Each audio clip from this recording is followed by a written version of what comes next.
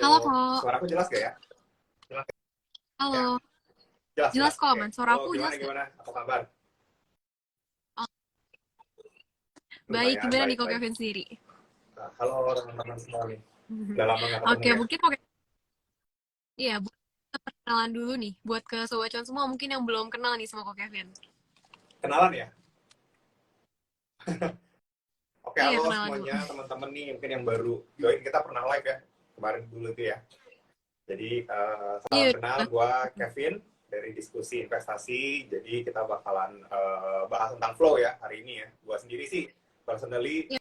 ya cukup suka ya, cukup suka analisa flow karena itu pergerakannya bener-bener real ya, ada uang yang masuk dan ya mungkin spesifiknya ini bakalan bisa dipakai buat trading sama invest yang gue lakuin juga. Jadi gue invest ada, posisi trading juga ada. Jadi ini bakalan cocok banget lah buat teman-teman semua mau ini pemula ataupun yang udah expert, ini tetap bisa di-apply. Oke, nah Ya. pastinya jadi Sobat Cuan harus dengerin semua ya. Dan jangan lupa juga untuk ikutan giveaway kita hari ini. Oke, mungkin sebelum kita masuk ke topik utamanya nih kok, soal money flow dan juga foreign flow, aku mau minta outlook IHSG dulu dong dari mungkin seminggu ini atau Oke, outlook bulan-bulan ini gitu. IHSG Dari kok ya, Kevin. kurang lebih sekarang kita memang lagi konsolidasi setelah kemarin itu sempat all time high di tahun lalu ya.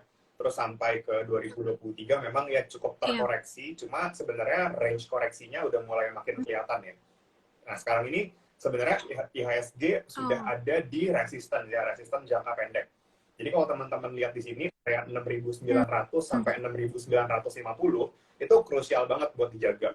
Kalau misalkan nanti IHSG satu minggu ke depan ini atau di minggu depan ini dua minggu lagi bisa break, ini bakalan bagus. So IHSG itu bakal bisa menguat main di atas level 7.000 bahkan sampai ke 7.200 atau 7.300 lagi. Cuma kalau misalkan Oke. 6950-nya ini nggak tembus, ada kemungkinan dia koreksi lagi dulu. Hmm? Jadi benar-benar kita agak susah ya, karena Oh. lagi-lagi IHSG ini nggak lagi di bull phase yang panjang. Jadi benar-benar kita harus potong time frame-nya. Kadang-kadang Hmm? nggak bisa lihat yang yearly, tapi kita main pendek, kita lihat kalau tembus, kita tambah. Tapi kalau Hmm? misalkan kita pantau resisten lagi, ya udah kita mau nggak mau harus main kurangin porsi. Jadi menurutku sebenarnya outlook-nya untuk tahun ini, IHSG masih akan cukup bagus, tapi jangan kaget kalau misalkan nanti akan ada koreksi gitu ya, mungkin di pertengahan tahun atau justru menjelang Hmm. akhir tahun nih koreksinya. Karena kalau misalkan kita lihat target Oke. beberapa sekuritas ya, itu di banyak banget ya di antara mereka tuh yang Hmm? masih targetin IHSG itu di atas 7.200 atau 7.300. Bahkan ada yang sampai Oh, ya masih cukup jauh, masih bahkan ada jauh. yang sampai dekat ke 8.000 ya, ada Hmm. 7.800 gitu. Nah, artinya kan Oh. kalau misalkan kita lihat Hmm. sekarang di 69 sampai anggaplah 10% aja itu baru 7.600-an gitu ya. Berarti 7.800 ini target yang Iya. cukup bullish nih, kalau misalkan kita ambil sekarang. Cuma kita nggak bisa langsung main percaya gitu aja dan langsung beli gitu. Karena menurutku harus lebih dilihat time frame pendeknya sih. Karena sering banget kan udah naik ke 69, turun lagi Hmm. 67, 68. Ya, Turun dan lagi. ini udah kayak kejadian Hmm. Hmm. beberapa kali. So, ini benar-benar perlu diperhatikan. Kalau aku pribadi ya, mungkin ngelihat once dia breakout 6950, itu fix. Mungkin aku udah bakalan jauh lebih agresif Hmm. dibanding sekarang-sekarang ini. Jadi kalau sekarang ini kan benar-benar dekat Oke. 6950, nggak bisa tembus 7000, ya udah raise cash. Turun lagi, kita ambil lagi di bawah. Sekarang Iya. strateginya lagi begitu. Jadi benar-benar ada titik Oh. konfirmasinya 6950 ini untuk kita ya untuk kita agresif atau enggak sampai pertengahan tahun at least. Oke, kalau gitu buat sobat cuan semua boleh dicatat ya, 6950 tuh jadi titik Iya, titik breakout-nya gitu ya. Kalau misalkan bisa iya, tembus berarti bakalan bagus ke depannya. Dan kalian harus sesuai juga, kalau sampai nggak bisa tembus ya, sesuai atur iya. strategi lagi dan kurangin porsi. Oke.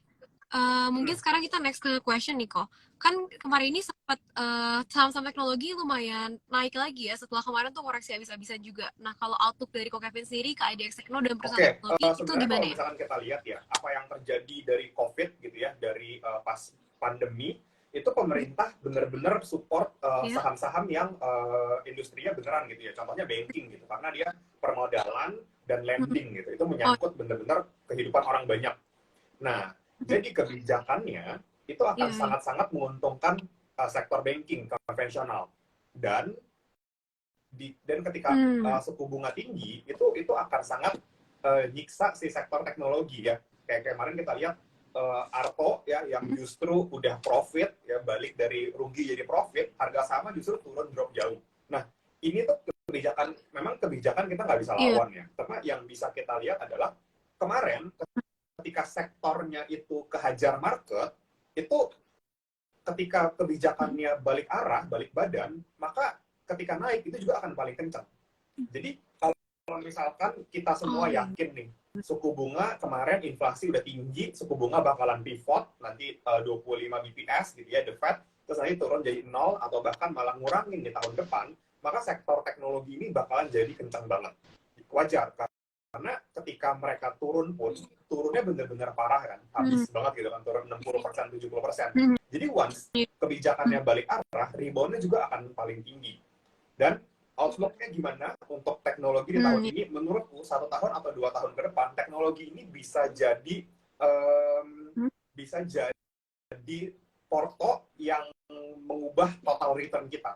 Jadi menurutku ini bisa sangat potensial karena kelihatannya ini suku bunga sudah nggak akan terlalu kencang lagi ya. Jadi udah mulai akan stagnan. Mungkin belum 0 BPS, mungkin masih akan naik 25 gitu ya atau 50. Tapi setidaknya tingkat inflasinya yang kemarin itu sudah tertinggi. So, menurutku tinggal tunggu waktu, inflasinya mulai turun, mulai deket sama suku bunganya The Fed, terus akhirnya mereka stop naikin. Nah, di momen itu, mungkin kita udah nggak bisa dapat harga tech semurah ini sih. Karena, balik lagi, pergerakan saham kan selalu kayak proyeksi 3 atau 6 bulan ke depan kan. Jadi, once kebijakan itu diambil, itu pasti udah kayak ya udah harga sahamnya udah lumayan naik. Nah, untuk teman-teman berarti kalau misalkan mau berspekulasi untuk nyari bottom, masuknya sih di nanti 1 minggu atau 2 minggu ke depan, The Fed ngumumin lagi kalau 50 BPS ya udah serok lagi, itu justru momen yang bagus gitu untuk buy on weakness. Karena balik lagi, kalau misalkan kita tahu lah ya cerita banyak orang sukses di bursa itu beli ketika krisis, terus jual pas harganya tinggi gitu. Nah, sekarang ini lagi krisis untuk saham teknologi. Memang krisisnya sekarang nggak menyeluruh gitu ya, nggak yang keseluruhan saham kena, tapi sekarang ini lagi mini krisis khusus di sektor teknologi. Jadi kalau misalkan mau cuan banyak, ya ambil saham teknologi ketika memang kebijakannya lagi jelek. Cuma ya kita harus siapin napas gitu ya. Kalau misalkan nanti kita masuk, turun lagi, kita masih ada sisa cash gitu. Jadi masuknya benar-benar bertahap sih. Tapi overall, kalau misalkan ditanya teknologi bagus atau enggak, menurutku 1 tahun atau 2 tahun ini bakalan bagus. Tinggal kita cari ntar correction-nya aja buy on weakness di sana. Oke, berarti Sobat Cuan semua juga harus nyesuaiin lagi ya. Jangan sampai salah keputusan nih jadinya. Dan malahan lebih parah lagi kalau tiba-tiba all in semua uangnya. Dan jadi nggak bisa nyesuaiin portfolio lagi gitu ke depannya. Jadi atur-atur aja sendiri. Oke, mungkin sekarang kita masuk ke topik utama ya, Niko. Soal money flow dan juga foreign flow. Sebenarnya apa sih money flow itu dan emang penting banget ya sih buat diperhatiin selama saat kita investasi dan juga trading? Money flow ini kita bilang kayak big money gitu ya, uang yang dalam jumlah besar, mereka masuk ke satu sektor atau ke satu emiten secara konsisten gitu ya. Jadi nggak yang cuma hit and run, sekali masuk, hari ini masuk, terus besok udah nggak masuk lagi. Terus besok malah mulai buang pelan-pelan. Itu nggak kayak gitu. Jadi money flow ini yang kita lihat adalah konsistensinya sebenarnya. Kalau misalkan ditanya penting atau enggak, yes, ini penting banget. Karena balik lagi, mau kita trading atau kita invest, yang bisa menaikkan harga saham itu kan demand ya. Ketika ada bid, ketika ada uang yang antri atau ada uang yang HK gitu, baru harganya geser naik. Nah, money flow ini yang bisa bikin harganya naik sebenarnya. Jadi even mau trading pun atau mau invest jangka panjang, tetap money flow-nya harus ada. Karena bayangin, kalau misalkan kita invest gitu ya, money flow-nya nggak ada orang yang tertarik gitu, atau nggak ada big money fund yang masuk ke saham itu. Ya, terus ya siapa yang mau naikin sahamnya gitu kan? Karena ya udah bakal gitu aja. Ya udah, jadi benar-benar kinerja yang bagus cuma akan tercatat di laporan keuangan. Tapi kitanya personally nggak dapat cuan dari capital gain. Jadi benar-benar money flow ini penting banget. Apalagi buat yang trading. Trading kan mainnya lebih pendek nih. Coba bayangin, masuk saham, nungguin 2 bulan, 3 bulan, nggak bergerak sama sekali, bahkan 6 bulan, 1 tahun. Pasti kan kita lihat ada sektor. Iya, males banget kan? Karena ada sektor lain yang dapat flow. Jadi kita Jadi kita tuh pilih sektor yang salah gitu loh, sektor yang memang lagi nggak dilirik sama siapa-siapa, ya udah nggak bakal kemana-mana. Jadi itu kayak pentingnya kita harus mikir itu kayak smart money atau big fund itu mikir. Mereka tuh lihatnya ke sektor mana. Kayak misal kemarin itu batu bara lagi bagus banget, pasti money flow-nya ke batu bara. Yang lain mungkin nggak akan kemana-mana karena orang-orang fokus ke sana. Nah, kalau misalkan kita udah tahu nih uangnya ada di sana, ya udah masuk ke sana dong yang rame daripada nunggu yang lain yang lagi sepi gitu. Nah itu bisa lebih menguntungkan dalam jangka waktu pendek. Jadi apakah penting money flow? Ini penting banget untuk trading atau untuk invest dibanding kita harus masuk nyangkut lama nunggu gitu ya, ujung-ujungnya cut loss dan malah nggak dapat nggak dapat capital gain, besok dividen juga belum tentu dapat gitu sih. Oke, nah kan kita udah tahu nih kalau flow itu penting banget ya untuk kita perhatiin. Nah, sebenarnya ada bedanya nggak sih flow uang asing sama lokal atau sebenarnya sama aja gitu? Gini sebenarnya, kalau misalkan ngomong lokal atau asing itu kan cuma masalah kode broker gitu ya. Misalkan kode broker luar sebagai asing, lokal ya lokal. Sebenarnya itu nggak akan terlalu signifikan karena sekarang pun fund besar asing ya kalau mereka mau buka account pakai broker lokal ya bisa-bisa aja juga kan. Terus fund lokal mau punya broker asing ya bisa-bisa juga gitu. Toh intinya tetap ini uang lah. Kita kalau aku personally sih nggak lihat perbedaan yang terlalu gimana-gimana karena ya mereka tetap bisa buka akun sekuritas. Sekarang tinggal konsistensinya yang penting. Kalau misalkan lokal yang masuk tapi konsisten, aku bisa ikutan entry dibanding foreign yang masuk cuma sekali terus besoknya udah nggak ada lagi. Gitu. Cuma sekarang ini kan kalau dari dulu ya, makanya sampai di apps kita tuh ada khusus ya foreign inflow sendiri gitu, kolom sendiri. Kenapa ini penting banget? Karena karena fund besar yang di luar negeri itu mereka akan cenderung pakai broker yang udah ditunjuk dan ada di seluruh negara. Kayak misalkan fundnya di Eropa, mereka bikin Credit Suisse gitu ya. Nah Credit Suisse ini kan CS bisa dipakai di negara-negara lain kan ada cabang-cabang CS dan bisa beli broker, bisa beli saham pakai CS itu loh. Jadi enak, mereka take profit ke satu company, ya udah mereka bisa beli di berbagai negara. Beda kayak misalkan mereka buka akun lokal di Indo, ya broker lokalnya ini nggak bisa dipakai di luar negeri aja. Jadi mereka tuh kadang-kadang pertimbangannya ya. Nah, yang perlu dilihat tuh sebenarnya kalau misalkan foreign itu fokus aja ke big cap. Jadi kita kalau misalkan mau fokus ngikutin foreign yang besar ini akan lebih banyak main di caps karena terutama mereka tuh index fund ya, pasif. Jadi mereka benar-benar cuma ngikutin ya udah index FTSE mereka ikutin, kalau keluar ya keluar, masuk ya masuk gitu. Kalau LQ45-nya berubah, mereka pindah flow-nya.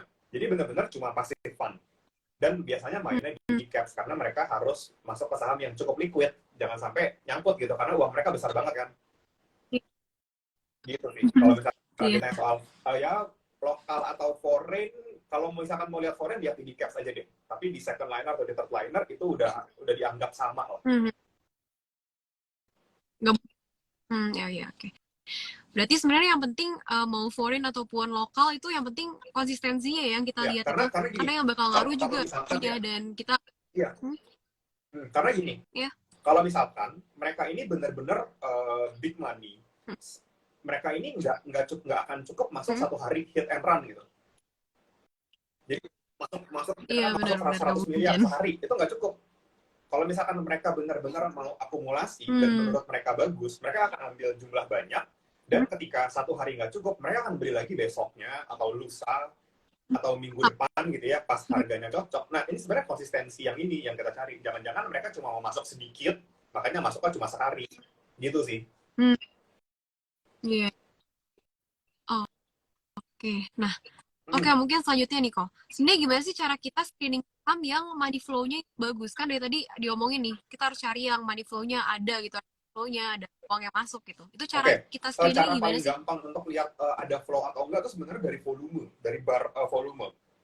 Jadi kalau misalkan teman-teman di sini buka chart gitu ya di TradingView atau di apps sekuritas, di bawah itu ada bar volume. Kayak misalkan contoh, mungkin teman-teman lihat kemarin ini grupnya Panin ya. Grupnya Panin gitu. Grupnya Panin ketika ada flow, itu volumenya langsung berubah drastis. Kayak misalkan kita lihat dari 2021 sampai 2022 pertengahan, itu volumenya benar-benar kecil. Nah, baru mulai ada volume itu di bulan Mei 2022 ketika harganya mulai naik. Nah, jadi cara paling gampang itu lihat volume. Biasanya saham-saham yang sepi itu flow-nya ya belum ada. Makanya si PNIM ya, contohnya PNIM ini sideways-nya panjang dan ketika ada flow dia langsung naik. Nah, sebenarnya kita bisa lihat ya volume itu adalah volume transaksi. Seberapa banyak orang yang masuk gitu. Nah, kalau misalkan teman-teman di sini lihat saham yang sepi gitu ya, volumenya datar aja gitu. Terus tiba-tiba seminggu terakhir volumenya kenceng gitu, apalagi bar volumenya hijau. Nah, bar volume hijau ini menandakan bahwa ketika mereka masuk, candle-nya hijau atau hari itu naik.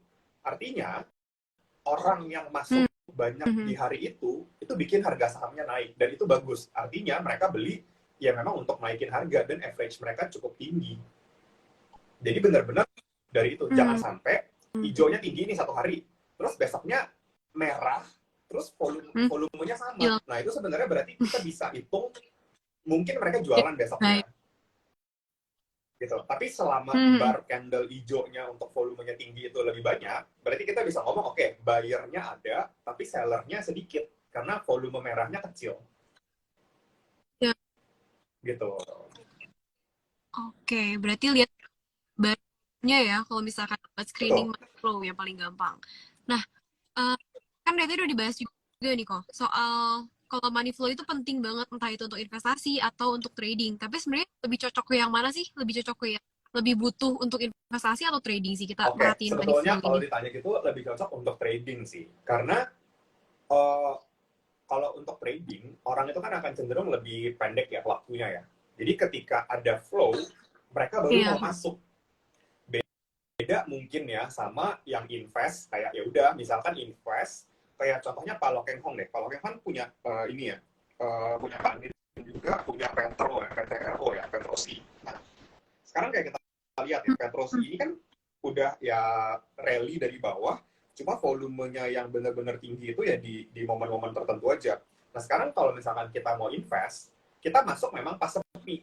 Kenapa? Karena harganya masih murah nih, belum naik. Jadi, tapi konsekuensinya mungkin kita bakalan nunggu lebih panjang dibanding yang trading itu masuk mungkin harganya sedikit lebih tinggi, tapi udah ada flow dan ya nggak lama lagi bakalan jalan. Jadi benar-benar kita berusaha timing aja. Oh, ini memang udah ada isinya, udah bakal naik pakai flow. Jadi lebih cocok untuk trading, tapi bisa dimodifikasi untuk invest supaya teman-teman di sini nunggunya nggak kelamaan, nggak setahun 2 tahun gitu loh. Karena kan kadang-kadang ya kita ngomongin flow, ada orang mau invest tapi kayak baru seminggu 2 minggu udah belum naik udah panik gitu loh. Jadi mendingan mendingan kalau misalkan mau invest ya udah memang udah tahu time frame-nya bakal panjang gitu sih. Oke. Kalau itu sebenarnya dua-duanya penting tapi lebih cocok untuk ke yang trading ya. Cuma untuk investasi juga ya supaya tetap harus perhatiin money flow ini supaya nggak nunggu terlalu lama. Oke, mungkin untuk next question nih kok. Boleh di-spill nggak sih sekarang industri yang lagi bagus secara flow-nya itu apa ya? Memang ya. Mungkin kalau 2023 ini sebenarnya ya kalau misalkan kita lihat beberapa waktu terakhir, memang the Fed gitu ya udah mulai agak sedikit dovish ya. So mungkin suku bunga akan masih naik, cuma mungkin sampai pertengahan ya, sampai kuartal 2, lalu kemudian suku bunga di US ini akan cenderung berhenti. Nah, kalau misalkan di sana suku bunganya berhenti naik, maka Indo juga kurang lebih akan ngikutin. Sebenarnya Indo ini kan inflasinya aman, cuma pemerintah ini mau nggak mau harus naikin suku bunga supaya dolarnya nggak ketinggian. Nah, kalau misalkan nanti dekatnya default, maka Indo juga kemungkinan default, suku bunganya nggak akan naik lagi. Dan itu yang akan jadi momentum buat saham-saham teknologi atau saham-saham yang kemarin itu drop banyak. Nah, seperti biasa, sebelum kejadian, pasti market sudah bereaksi. Nah, bereaksinya kemana? Benar tadi, menurutku dia bereaksinya ke tech dan transportasi. Kayak kemarin kita lihat ada Bird ya, ada Bird, ASA, itu tiba-tiba reverse ya dari bawah, malah ASA tuh dari 600-an sampai balik ke 900-an. Udah main di kepala 9 lagi. Jadi benar-benar kayak, yes, memang dia turun dari atas, dari 3.000 sampai 600. Tapi bayangin, dari 600 sampai 900, itu kan berarti 50% kan? Itu kurang dari sebulan loh naiknya. Nah, Iya, iya. iya, Cepet tiba-tiba banget. flow-nya ke sana. Jadi menurutku, kalau ditanya sektor apa yang menarik, ini sektor yang berhubungan dengan suku bunga sih. Jadi kalau kemarin suku bunganya naik terus tinggi, jelek, sekarang suku bunganya mulai ada tanda-tanda bakal peak, itu akan bagus. Ya pasti tech, mungkin aku Hmm. suka tech, transport, sama properti. Ini sektor yang bakalan cukup diuntungkan. Kalau misalkan suku bunganya nanti benar-benar pivot. Jadi, tapi cuma gini, balik lagi, Hmm. ini turunnya udah jauh, terus likuiditasnya juga tidak sebagus Hmm. big banks, jadi pasti pergerakannya cukup volatile. Jadi mungkin kemarin naik 8%, hari ini turun 5%, 4%. Harus terbiasa dengan Hmm. volatilitas kayak gitu, karena benar-benar kita main di cup of tea yang beda gitu dibanding kayak saham Astra atau Telkom yang fluktuasinya tuh nggak terlalu besar. Jadi tiga sektor ini Hmm. Hmm. cukup menarik kalau misalkan kita lihat flow-nya di beberapa hari terakhir, apalagi ya mungkin kita lihat kayak valuasinya udah cukup murah sih, udah sangat-sangat reasonable lah untuk entry. Hmm. Iya, karena udah sempat ke Betul, koreksi dan jauh juga kelihatan gitu jelas ya. volumenya bagus, tinggal kita entry semurah mungkin lah, jadi pas koreksi-koreksi aja kita baru entry lagi, menurutku sih gitu sih. Oke, berarti tadi ada teknologi, Ya, properti, sama betul. transportasi. Oh. Oke, mungkin ini pertanyaan lanjutan nih. Ada yang nanya juga soal sektor. Eh, ini dari Kalandra. Apakah sektor banking di tahun 2023 ini terlihat kelam, Kak? Banking, big banks ya mungkin maksudnya ya. Nanya, Oke, iya mungkin big banks. kalau menurutku ya, big banks masih akan bagus, cuma kita nggak bisa expect dia naiknya kayak tahun lalu, pas tiba-tiba resultnya langsung bagus. Kayak Bank Mandiri aja naik sampai ke 10 ribuan kan, dan itu naiknya cepat banget. Cuma, Iya. misalkan kalau misalkan ditanya Hmm. apakah resultnya masih akan bagus, menurutku yes, masih akan bagus. Cuma untuk harga sahamnya, jangan expect kayak Bank Mandiri nih ya, contoh ya, dia naik dari 7.000 sampai 10.000 gitu ya, cuma dalam waktu beberapa bulan. Kita nggak bisa expect kayak gitu lagi.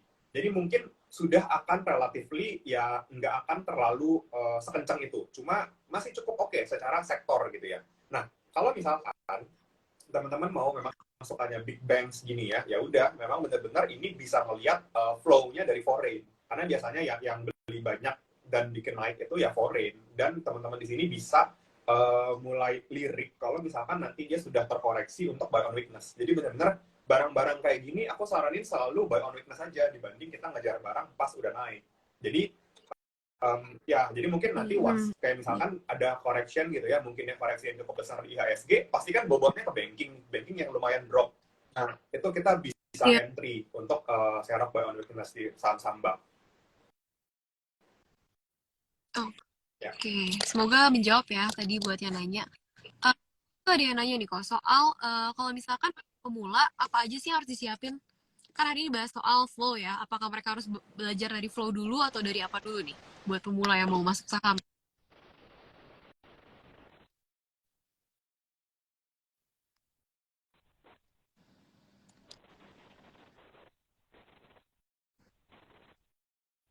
Halo, tapi kayaknya nge-lag. Uh, ya, oke. Sorry, udah jelas belum ya suaraku? Oke. Udah jelas Untuk sekarang. pemula, Balik. kira-kira apa yang harus disiapin dulu gitu ya buat invest atau trading? Nah, menurutku yang pertama banget Iya. harus tahu tuh, ya walaupun mungkin agak-agak PR kali ya belajarnya ya. Yang paling penting tuh justru makroekonomi sih. Jadi kayak bener-bener Iya. kita harus tahu sektor mana yang menarik, karena one sektor ini bagus secara perekonomian gitu ya, pasti mau nggak mau flow-nya akan mengarah ke sana. Hmm. Jadi benar-benar kita harus pilih sektor yang tepat lah, karena once kita ketemu sektor yang tepat, even saham yang paling jelek pun di sektor itu Hmm. itu bisa naik. Kayak misalkan batu bara, nggak usah lah yang Iya, benar. bagus-bagus, yang gede, yang Iya. dividen, yang cuan, yang masih rugi aja bisa naik kalau sektornya memang pas. Jadi Hmm. benar-benar mau nggak Oke. mau kita harus melihat makroekonomi baru turun. Kayak misalkan contoh tadi kita ngomong suku bunga ya. Oke, suku bunga mau pivot, mau berhenti turun, dan mungkin nanti inflasi turun, suku bunga juga mungkin akan diturunin. Ya udah, kalau misalkan lihat kayak begini, berarti kita harus lirik lagi sektor-sektor yang diuntungkan nih kalau bunganya rendah gitu. Jadi udah nanti kayak Iya, misalkan tinggal pilih iya. kayak contoh ya tadi ya teknologi transportasi deh, dua ini deh. Teknologi kan di Indonesia kan nggak gitu Iya. banyak ya, paling pilihannya mau yang big caps Goto, Arto, Duka, BBYB 4 gitu kan. Terus misalkan mau pilih transportasi, oke, Bird, Asa, udah. Jadi benar-benar enak milihnya. Baru dua. Kayak misalnya kita Mm, udah benar-benar iya iya, udah dapat dikit sektor, soalnya. tinggal pilih aja. Sama tinggal money management yang jauh lebih penting sih menurutku. Jadi once kita udah yakin sama sektornya, jadi kayaknya ya udah bakalan lebih high conviction, lebih berani untuk nge-hold aja sih, gitu sih. Oke, berarti yang pertama harus belajar makroekonomi sama money management Ya, ya, penting untuk pemula nih yang baru mau masuk ke jangan dunia jangan investasi. langsung all in gitu aja sih. Sebenarnya kalau Oke, all in, mungkin kalau ya karena kan kita nggak pernah tahu, ya nggak pernah tahu bottom price-nya di mana kan. Kayak Asa 3.000, orang 1.000 bilang bottom, masuk gitu ya. Terus 800 ada yang bilang bottom, masuk. Ternyata sampai 600. Jadi Jadi bayangin aja dari 1.000 iya, ke 600 aja itu udah minus 40%. Bayangkan kalau kita all in di 1.000 lumayan. kan, susah kan, pusing kan? Iya, Iya, susah nggak bisa lagi buat iya. buka buat down juga.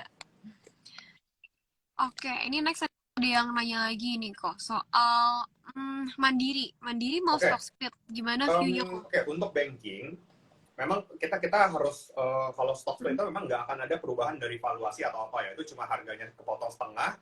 Ini kan 1:2, harganya kepotong setengah, terus jumlah sahamnya beredar jadi double. Oke. Terus bagus atau enggak sebenarnya ya. untuk banking menurutku untuk stock split di saham-saham yang memang high profit yang bagus kayak begini blue chip yang benar-benar oke, ini bagus. Kenapa? Karena saham big Mm, banks ini itu jadi sahamnya orang buat nabung saham gitu loh. Jadi dengan harga Iya, yang iya, kepotong iya, benar-benar. setengah, mungkin orang-orang yang tadinya nggak ada budget buat nabung di Bank Mandiri, kalau Mandiri 10.000, berarti satu lot kan 1 juta tuh. Nah, kalau misalkan ada orang yang coba punya Iya, budget 500.000, sebelumnya dia nggak bisa beli Bank Mandiri, setelah stock split dia bisa beli.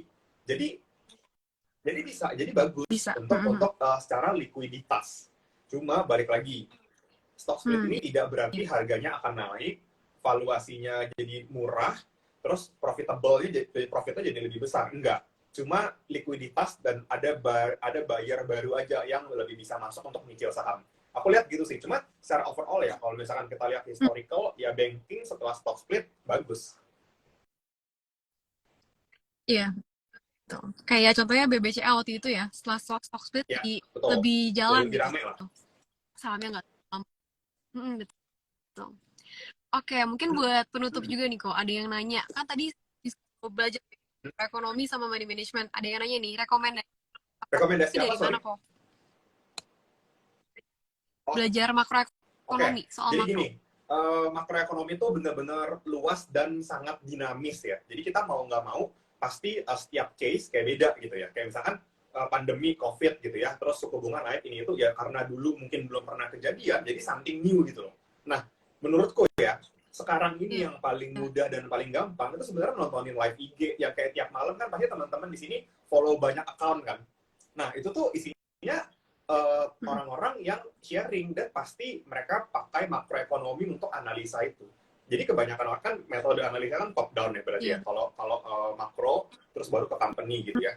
Jadi menurutku paling gampang itu sebenarnya dengerin pendapat banyak orang. Ingat ya, maksudnya pendapat banyak orang dan free iya, banget dari live IG. Jadi kita kita kita pasti harus sadar kita nggak bisa cover seluruh sektor gitu ya. Kayak misalkan banking, ada yang khusus banking jago, oke. Ada yang jago batu bara, oke. Kita kan nggak bisa paham semua. Paling enak tuh sebenarnya denger pendapat iya, orang. Orang yang iya, betul. jago di banking kita dengerin, oh dapat insight.